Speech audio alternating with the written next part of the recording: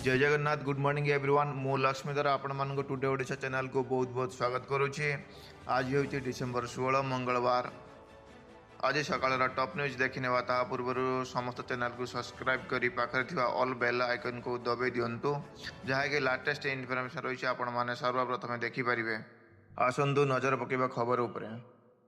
पुरी जावाक आउ लगे घंटा घंटा मात्र 40 मिनिट्रे श्रीक्षेत्र में पहुँचे भक्त। महाप्रभु श्री जगन्नाथ धाम पुरी रे श्रीक्षेत्र जाई श्रीजी को दर्शन करने प्रतिटी ओडिया स्वप्न। खास एथपाई पुरी को सबुदिन छुटी थाए भक्तों भिड़। महाप्रभु को टिके दर्शन करने को बहुत बाधाविघ्न सामना करने को पड़ी थाए। मात्र भक्तों गहली जो राजरास्ता प्रायतः जाम रही थाए। आउ ए भिड़ संतुलित हुंती भक्त। रास्ता जाम जो घंटा घंटा कटि जाए रास्तार किंतु एबे पुरी जाउथिबा श्रद्धालुओं पर आसी खुशी खबर।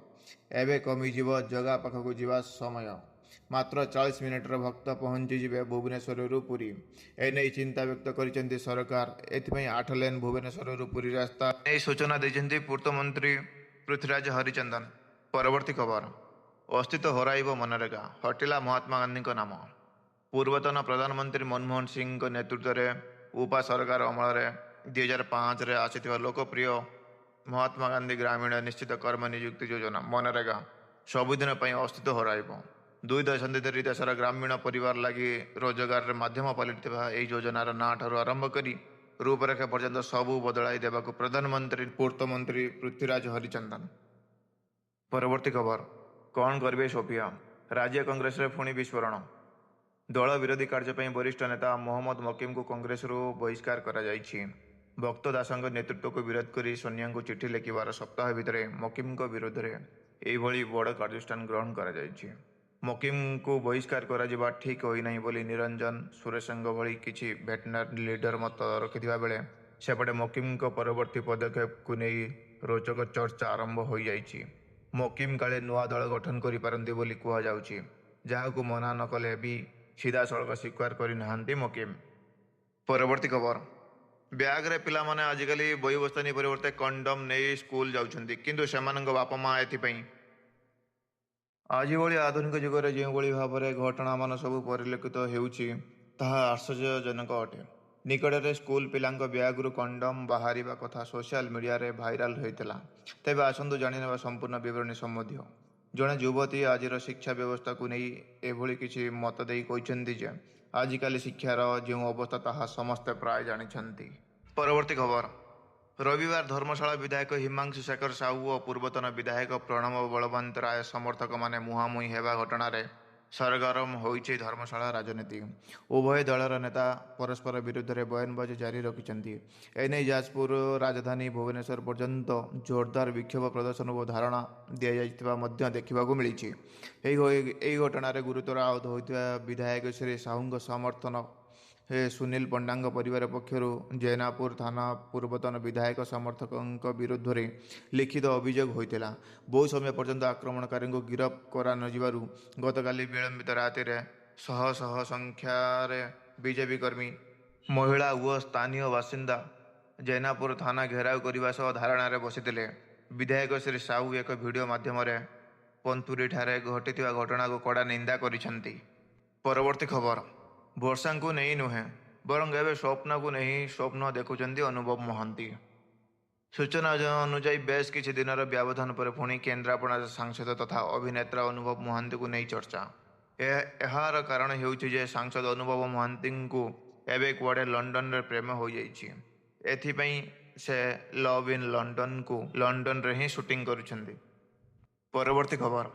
घुंचिला ओटीईटी पेपर 2 परीक्षा समय जानतु नुआ समय सूची।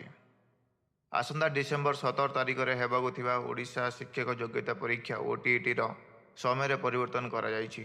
ओडिशा माध्यमिक शिक्षा परिषद बीएसई पक्षर जारी होइतिबा सद्य विज्ञप्ति अनुसार ओटीईटी रे पेपर 2 परीक्षा समय 30 मिनिट परिवर्तन करा जायछि। पूर्व निर्धारित समय अपराह्न 2टारू 4:30 परिवर्ते वर्तमान यह परीक्षा अपराह्न 1:30 रु 4टा जाए अनुष्ठित हेब। परवर्ती खबर। थंडारू त्राही नहीं राज्य में शीत प्रकोप जारी रही। घुम उदयगिरी राति पारद सामान्य बढ़ी। 3 ଡିଗ୍ରୀକୁ ଖସିଥିବା ଘୁଁ ଉଦୟଗିରି ପାରଦ 5 ଡିଗ୍ରୀକୁ ଉଠିଛି। ରାଜ୍ୟର 11 ସହରର ତାପମାତ୍ରା 10 ଡିଗ୍ରୀ ତଳେ ରହିଛି। ଦାରିଙ୍ଗବାଡ଼ି ଓ ଫୁଲବାଣୀର ରାତି ତାପମାତ୍ରା 6 ଡିଗ୍ରୀ ରହିଥିବା ବେଳେ କୋରାପୁଟରେ 6.8 ଡିଗ୍ରୀ, ସେମିଳିଗୁଡ଼ାରେ 7.4 ଡିଗ୍ରୀ, ଚିପିଲିମାରେ 8.8 ଡିଗ୍ରୀ, ନବରଙ୍ଗପୁରରେ 9 ଡିଗ୍ରୀ, ଭବାନୀପାଟଣାରେ 9.2 ଡିଗ୍ରୀ, ଅନୁଗୁଳରେ 9.6 ଡିଗ୍ରୀ ଓ ଝାରସୁଗୁଡ଼ାରେ 9.8 ଡିଗ୍ରୀ ଲେଖାଏଁ ରାତି ତାପମାତ୍ରା ରେକର୍ଡ ହୋଇଯାଇଛି। ଖବର ହିଟଲରଙ୍କ ନରସଂହାରରୁ ବର୍ତ୍ତିଥିଲେ ପାକିସ୍ତାନୀ ଆତଙ୍କବାଦୀଙ୍କ ଗୁଳିରେ ମଲେ ସ୍ତ୍ରୀକୁ ବଞ୍ଚାଇବାକୁ ଯାଇ। ଅଷ୍ଟ୍ରେଲିଆର ସିଡନୀରେ ବଣ୍ଡି ବେଳାଭୂମିରେ ରବିବାର ହନୁକା ଉତ୍ସବ ପାଳନ ସମୟରେ ଘଟିଥିବା ଆତଙ୍କବାଦୀ ଆକ୍ରମଣରେ ନିଜ ସ୍ତ୍ରୀକୁ ସୁରକ୍ଷା ଦେବାକୁ ଯାଇ ଆଡଲଫ ହିଟଲରଙ୍କ ନରସଂହାରରୁ ବଞ୍ଚିଥିବା 87 ବର୍ଷୀୟ ଆଲେକ୍ସ କ୍ଲେଟମ୍ୟାନ ପ୍ରାଣ ହରାଇଛନ୍ତି। ରବିବାର ଅପରାହ୍ନରେ ଆଲେକ୍ସ କ୍ଲେଟମ୍ୟାନ 87 ଓ ତାଙ୍କ ପତ୍ନୀ ଲାରିସା କ୍ଲେଟମ୍ୟାନ ପରିବାର ସହ ହାନୁକା ପର୍ବ ପାଳନ କରୁଥିବା ବେଳେ ହଠାତ୍ ଗୁଳିର ଶବ୍ଦ ଶୁଣାଯାଇଥିଲା। ପରବର୍ତ୍ତୀ ଖବର ଭୁବନେଶ୍ୱରରେ ଲଜ୍ଜା, ପୁରୁଷ ବନ୍ଧୁଙ୍କ ଆଗରେ ନାବାଳିକାଙ୍କୁ ଗଣବଳାତ୍କାର, ଭିଡ଼ିଓ ରେକର୍ଡ କରି ସୋସିଆଲ ମିଡ଼ିଆରେ ଭାଇରାଲ। ରାଜଧାନୀ ଭୁବନେଶ୍ୱରରେ ଜଣେ ନାବାଳିକାଙ୍କୁ ତାଙ୍କ ପୁରୁଷ ବନ୍ଧୁଙ୍କ ଆଗରେ ଗଣବଳାତ୍କାର କରାଯାଇଥିବା ଅଭିଯୋଗ ହୋଇଛି। ଏହି ଘଟଣା ଡିସେମ୍ବର 10 ତାରିଖରେ ଧଉଳି ଅଞ୍ଚଳର ଦୟା ନଦୀ କୂଳରେ ଘଟିଥିବା ଜଣାପଡ଼ିଛି। ପୁଲିସ ସୋମବାର ଏହି ଘଟଣାରେ ସମ୍ପୃକ୍ତ 2 ଜଣଙ୍କୁ ଗିରଫ କରିଛି। ଡିସେମ୍ବର 10 ତାରିଖ ସନ୍ଧ୍ୟାରେ ନାବାଳିକା ଏବଂ ତାଙ୍କ ପୁରୁଷ ବନ୍ଧୁ ଧଉଳି ଅଞ୍ଚଳରୁ ଫେରୁଥିବା ବେଳେ 2 ଦୁର୍ବୃତ୍ତ ସେମାନଙ୍କୁ ଅଟକାଇ ଟଙ୍କା ମାଗିଥିଲେ। ପରବର୍ତ୍ତୀ ଖବର ଫାଟକରେ ତାଲା ପକାଇଲେ ଅଭିଭାବକ କମିଟି ସଦସ୍ୟ। ବାଲିପାଟଣା ଗୋଷ୍ଠୀ ଶିକ୍ଷାଧିକାରୀଙ୍କ ଅଧୀନ ବନମାଳୀପୁରସ୍ଥିତ ସରକାରୀ ପ୍ରାଥମିକ ବିଦ୍ୟାଳୟ ଭାକର ସାହିରେ ଉତ୍ତେଜନା ପ୍ରକାଶ ପାଇଛି। ଜଣେ ଶିକ୍ଷୟିତ୍ରୀଙ୍କୁ ବିରୋଧ କରିବା ସହ ଅଭିଭାବକମାନେ ତାଙ୍କୁ ଆଜି ସ୍କୁଲ ପରିସରକୁ ପ୍ରବେଶ କରିବାକୁ ଦେଇନଥିଲେ।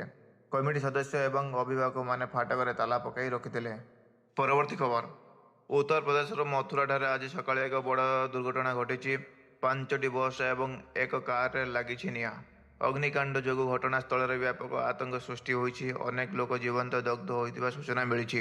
ସୂଚନା ପାଇବା ପରେ ସ୍ଥାନୀୟ ପୋଲିସ ଏବଂ ଜିଲ୍ଲା ପ୍ରଶାସନ ଘଟଣାସ୍ଥଳରେ ପହଞ୍ଚି ଉଦ୍ଧାର କାର୍ଯ୍ୟ ଆରମ୍ଭ କରିଛନ୍ତି।